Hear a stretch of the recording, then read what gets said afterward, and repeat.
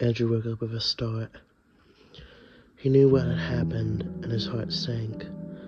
The sound of shattering downstairs did the same to his nerves. It had come in. After weeks of watching and stalking him, the creature had finally decided to break in.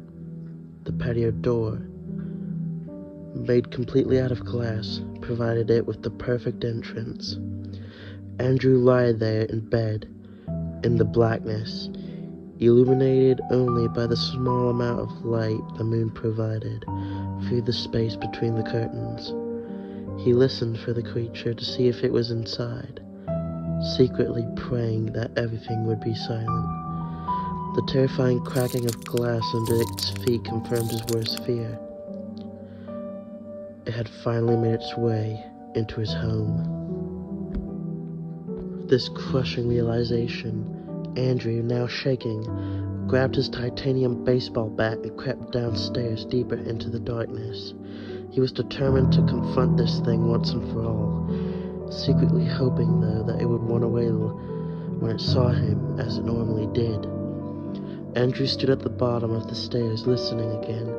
At first, all he heard was the cracking of glass under the creature's feet. Then, for the first time, Andrew heard it, breathing heavily, as if its throat was blocked by phlegm. The hideous monster snarled and clicked, gradually getting closer to Andrew. Now out of the kitchen, the creature was finally off the glass.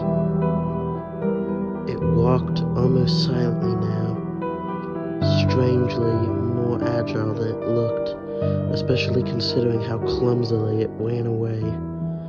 Andrew realized what he needed to do. He grasped his weapon tighter and froze.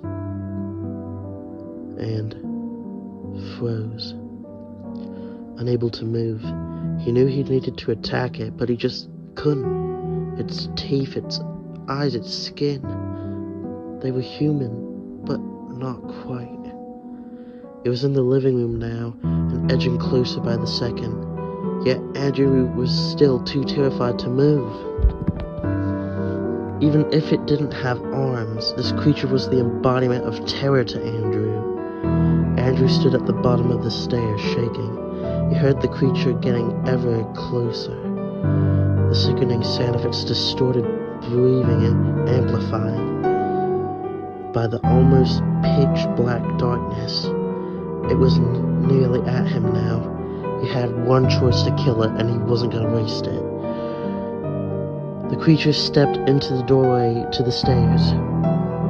Andrew was hidden just to the left. He swung at full force, hitting the creature in the chest with the bat. It staggered back, then stopped and looked at Andrew, its tiny, wild eyes staring into his soul. Andrew felt a deep fear unlike anything he ever had experienced. The creature then let out a gargled hiss, baring all of its sick, deformed teeth in the progress. It kicked Andrew in the gut, winding him. He fell to the floor in pain, unable to breathe, then rolled onto his back and scuffled up against the wall just behind him.